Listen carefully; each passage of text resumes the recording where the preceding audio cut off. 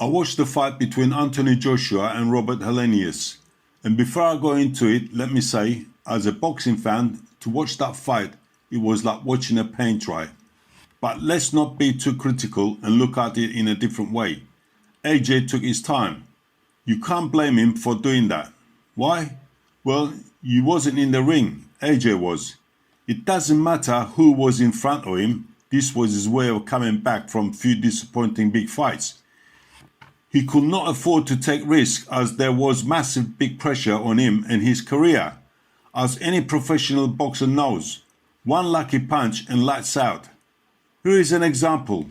7th round, Robert dropped his guard and got knocked out. Or shall I say, Robert invited him with open arms to get the fight over.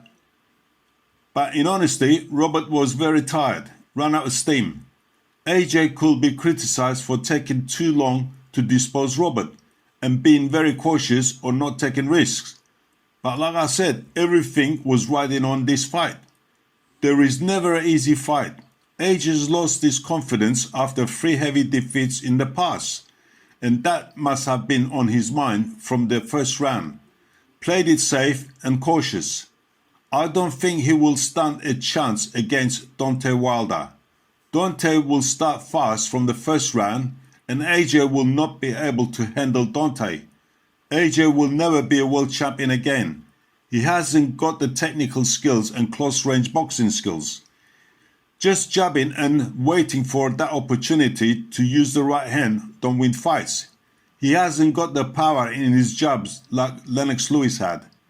He has to use combinations to get close, to get the opportunity to use the right hand, like they used to do in the past. If he wants to have a shot at the World Championships again, he must change his team and go out to America for a while, where there are real good trainers. Must learn to be more technical and forward-going fighter. At the moment, there are no serious heavyweight fighters around. Since Klitschko, boxing has become boring and UFC is picking up pace. The boxers now only fight once or 2 times a year, and there's no American fighters. Before it was all Americans, now it's Europeans. And Europeans aren't good as what the Americans was. They were coming into boxing at very young age from broken homes, poverty and ghettos. They were hungry and wanted to get out of that life, so they put their heart and soul into training and fighting anybody that was put in front of them. Now with pay-per-view and the amount of money the promoters get and boxers, they don't need to fight more than 2 times a year.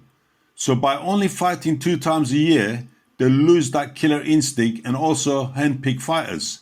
If AJ wants to get back into the big time, he should think seriously about his training strategy and technical ability. It doesn't matter how good that trainer is. If the boxer or fighter is limited to his ability, there is not much a trainer can do. He can teach him, guide him, show him. But if the fighter or boxer has limits on his progression, then he will always be second to someone else who has better abilities. And I think AJ reached his ability. So the conclusion is by picking an opponent that is very low in world boxing rankings, 35 wins, 5 losses, but against who? And trying to convince the true boxing fans, AJ is back, AJ is back, was a mistake. Robert Helenius looked like he wanted to go home from round 2. By round 4, he was running out of steam. And it took AJ 7th round to dispose of Helenius. And even that was a lucky punch. Helenius was inviting AJ to knock him out. So he dropped his arms from exhaustion. He wanted the fight to be over so he can go home and to check if his paycheck was in his bank account. As Dontay Wilder will knock him out within 4 to 5 rounds, maybe less. Dontay knocked Robert Helenius in first round. So what should AJ do?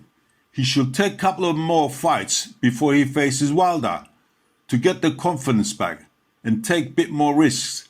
As I said, you don't win fights by just jabbing and waiting for the opportunity to land the knockout punch.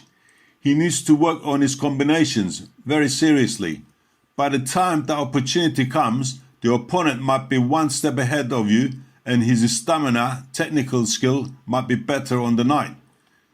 He should change his trainer, go to America and find a real good trainer and work with him for a while before he fights Wilder, because he hasn't got a chance against Wilder.